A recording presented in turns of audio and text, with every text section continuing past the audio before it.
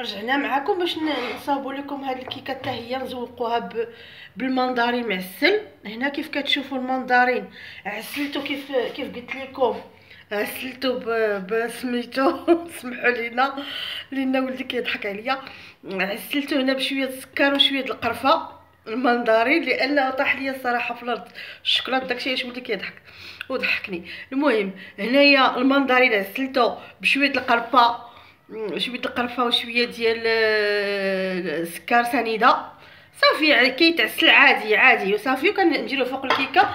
كنذكروا بان هاد الكيكه راه درناها بالمندارين، يعني درناها بالقشور ديال المندارين، طحنا قشور المندارين حتى هما مع الكيكه وصافي. هذا هي تزيين بسيط وصافي، ماشي شي حاجه كثيره. حنا كنصاوبوا على قدر المجهود ديالنا وعلى قدر الافكار اللي عندنا، ماشي زعما شي حاجه كثيره. انا ديما كندير الافكار اللي كندير لوليداتي وكنشاركهم مع المشاهدين، ودرت هذه القناه هي باش نشارك معكم، نضحك معكم ونحط بعض الافكار، بعض الحاجات اللي تقدروا تاخذوا منها، تقدروا ولا عجبتكم شي واحد الدار، الا عجبتكم. انا ما كنوري حد الصراحه، ولكن كنشارك داكشي اللي كندير في داري. حنا تشهينا الكيكات اليوم وقررت انني نصاوبها معاكم. هادشي اللي كاين ونتمنى انها يعجبكم. المهم هاد المندرين راه طايب معسل، يعني معسل، درت ليه غير بحال هاد الطريقه العفويه. نتمنى انها تعجبكم وترخكم. وهادشي اللي كاين، وغادي نزيدو عليه شويه ديال من الفوق نتاع التزيين. المهم اللي عطا الله راه غادي نديروه هكا، حتى شويه السمسم حتى هو كيجي في المذاق. وهذه هي الكيكه ديالنا، نتمنى انها تعجبكم وترخكم. هذه هي الكيكه ديال المندرين بحال هكا كتجي. عسلنا المندرين بطريقه عشوائيه ودرنا هنايا شويه د الزنجلان فوق من هاد المندرين، شويه د الزنجلان هكا بحال هكا حتى هو. حتى الزنجلان راه مفيد للصحه ومفيد للاطفال ومفيد للجامعه. نتوما الكيكه ديالتنا راه زوينه. غندخلوها الثلاجه تبرد ومن بعد نوريكم كيف جات. نقطع لكم واحد الطريف نوريكم كيف جات. الى اللقاء يا اخوان. شوفوا معنا كيف طابوا لينا الكيكات ديالنا. هذه هي الكيكه ديال الكيكه اللي صاوبت لكم، هي هذه الكيكه ديال الليمون هكا كتجي. هي تحمرات ليا شويه، كتجي رائعه. كيكه ديال المندرين غزاله في المذاق، المندرين والكوك كتجي رائعه. وهذه هي الكيكه ديال النخاله كيف كتشوفوا هنايا، كتجي حتى هي غزاله اخوتي، كتجي فنه. الكيكه ديال النخاله غزاله الا جربتوها مع الكوك، كتجي غزاله مختلفه على. انا كنحب هذه الكيكه ديال النخاله، عزيزه عليا.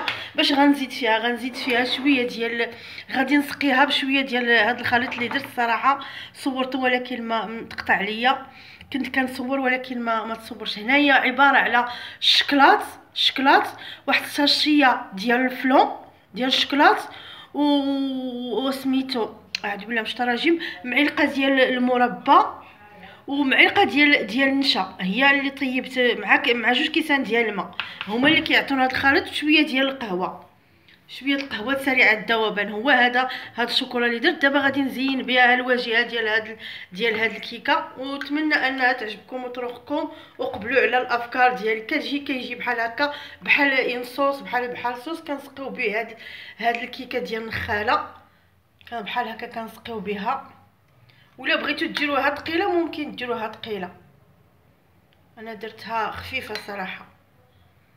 كنسقيو بها مزيان، هي غادي تشربها بحال هكا. وفيه هي فيها الفلو، غادي بحال هكا كنسقيوها. ومن بعد كنرجعوا كنديروا فوق منها شويه البنان، غير شويه. هذا غير تزيين، ماشي شي حاجه كثيره، تزيين ديال شي واز الدار. وانتم قبل نتوما تزيين خليتو لكم نتوما على حساب داكشي اللي بغيتو نتوما. ملي غادي نكمل ليها التزيين ديالها غادي ندخلها للثلاجه باش تبرد ليا. وهاد الاخرى غادي نزيدها بهاد الكيكه الاخرى ديال غنزينها بالليمون معسل، المندرين معسل. وصافي هادشي هو التزيين ديالنا. غادي نكملوا الطريقه ديالها. نتوما غنخليو لكم التزيين اللي بغيتو نتوما. حنا راه غير افكار ديال الدار، ماشي شي حاجه كثيره، غير افكار ديال دارنا اللي موجود عندنا. غادي نضيفوه بحال هكا. نكملوا البنان ديالنا وغادي نرشوها بشويه ديال الشوكولاط شعريه باش تعطي منظر. ملي كتعرفوا نتوما شويه ديال السمسم، حتى السمسم غادي نضيفوه فيها. وها هي ولات كتبان لينا كيكه زوينه بحال هكا. هي غادي تدخل للثلاجه وغادي وغادي يتجمع هاد الفلون اللي كاين هنا، ما غاديش يبقى باين. ها نتوما راه غادي يتجمد هاد الفلون، ما غاديش تيبان لكم جاري ولكن هو ما جاريش.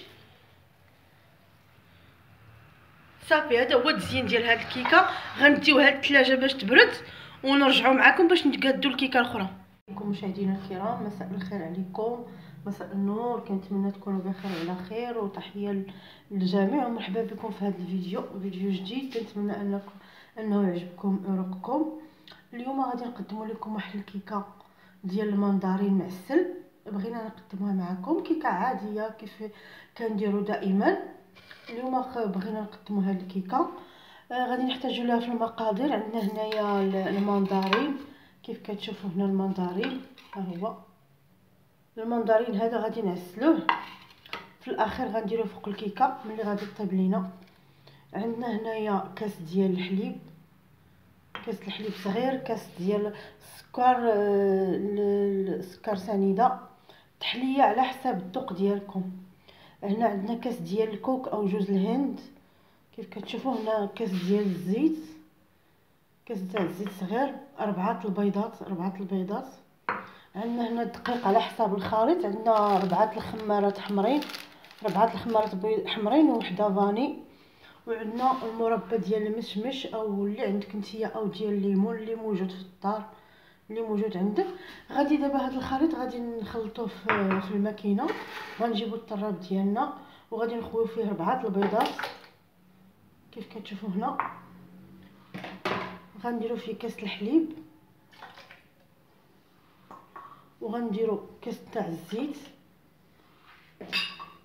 غنديروا هنا شويه السكر على حساب الذوق ديالكم. اللي كيبغي الكيكه حلوه ممكن يديرها حلوه، واللي ما تيبغيهاش حلوه بزاف ما يديرهاش حلوه. غنضيفوا هنايا الفاني، ساشيه فاني. هنا غنضيفوا كاس ديال الكوك حتى هو غادي نطحنوه مع الخليط باش يعطينا المذاق. غادي نديروا واحد المعلقه ديال المربى،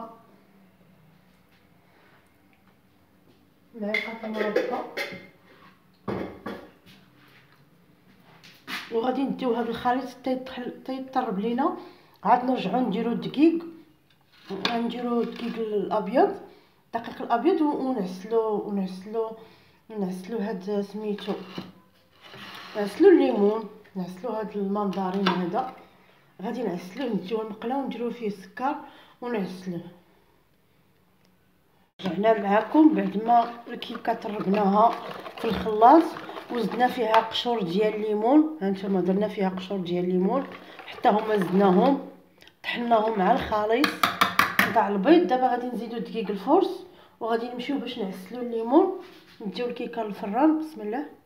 بقاو كنضيفوا الدقيق على قياس الكميه ديال اللي محتاجه هذه الكيكه. هانتوما انكم تشوفوا كنبقاو نزيدو الدقيق بشويه وكنطربوه بيدينا. هانتوما وكنبقاو نزيدو الدقيق الابيض او الدقيق الفرص. كندخلو في الكيكه على حساب هاد الكيكه ديال الليمون. درنا فيها القشور، هانتوما شوفوا قشور الليمون. هانتوما صافي كنبقاو كنحركو وكنطربو مزيان حتى تيدخل لينا، حتى تنحسو بالكيكه ما باقيش خصها الدقيق. انا حطيت زلافه ديال الدقيق هنا. كتعرفوا الكيكه الا شحال تدخل.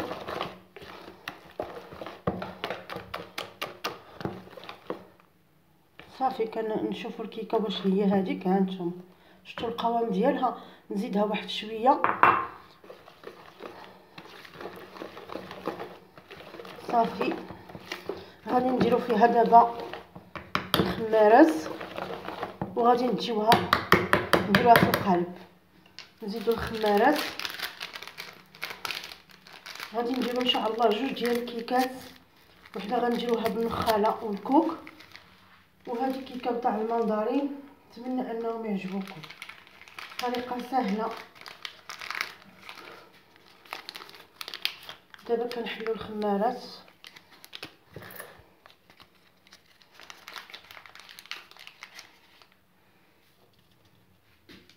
نديرو 4 الباكليات لاننا درنا 4 البيضات، غنديرو فيهم 4 الخمارات نتاع سميتو. اللي بغا يدير غير 3 ممكن يدير غير 3.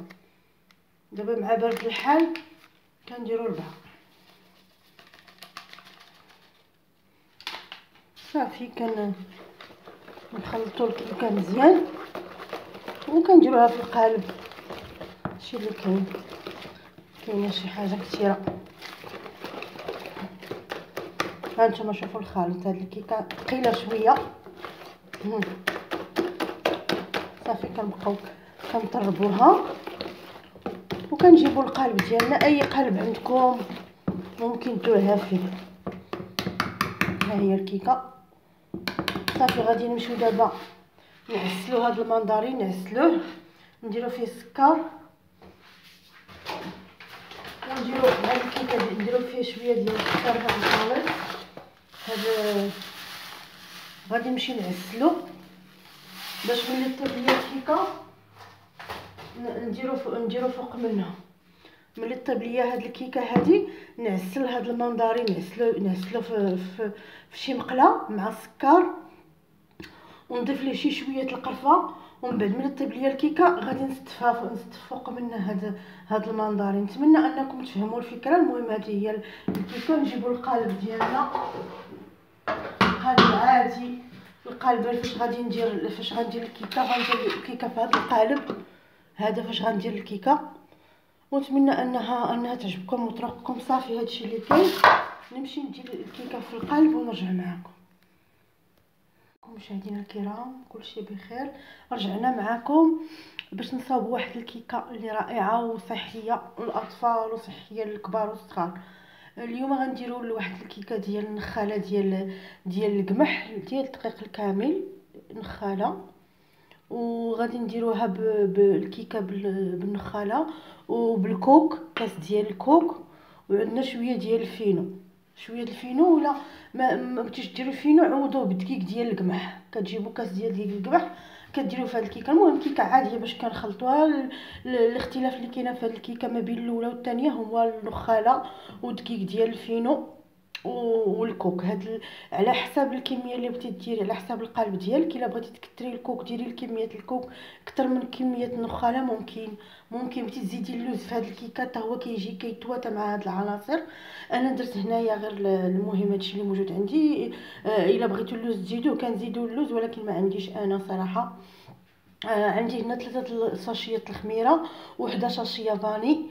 عندي هنايا زلافه ديال النخاله. عندي هنا كاس ديال الفينو مع شويه الملحه. عندي هنا كاس ديال الكوك عامر، كاس ديال الماء وكاس ديال الزيت، كاس تاع الزيت و4 ديال البيضات. وعندي هنا نص كاس ديال السكر سنيده. الا بغيتو السكر كتير ممكن تزيدوه. هادشي اللي كاين عندي في هاد العناصر. غادي اولا ندير ليها بحال الاولى. غنضيف البيض هو الاول. البيض 4 البيضات هنا. وغادي نضيف عليهم السكر وغادي نضيف عليهم الزيت. نتمنى انكم تشوفوا. نزيد عليهم الماء، نزيد عليهم الفاني وندير الخليط كله نطربوه في الطراز ولا طربوه بالخلاط اليدوي ماشي مشكل. نزيد عليهم الكوك باش حتى هو يتطحن مع الخليط ويعطينا بنه.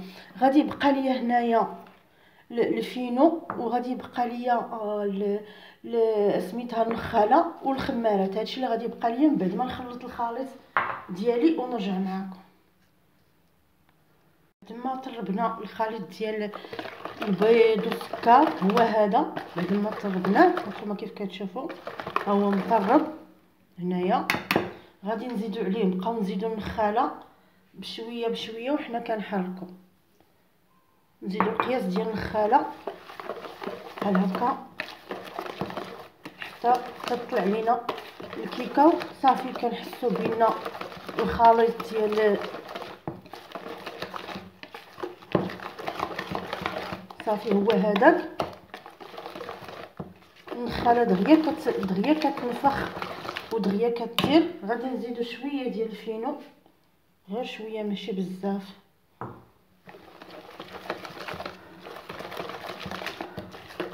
هكا كنبقاو كنطربو الخليط لاننا طربنا الخليط في الاول البيض وغادي غنزيدو الخمارات.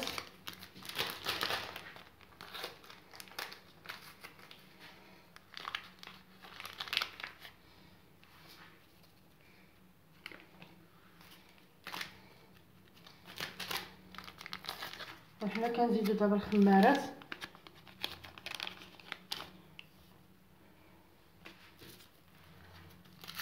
وصافي غنديروهم في القالب ونديهم يطيبوا.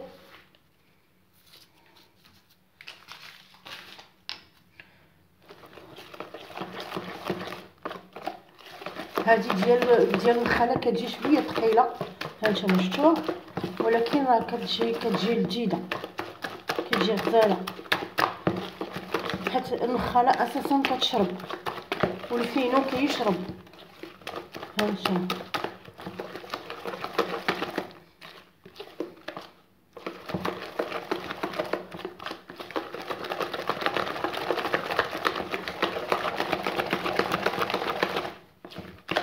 صافي. هنا هي الكيكه ديالنا.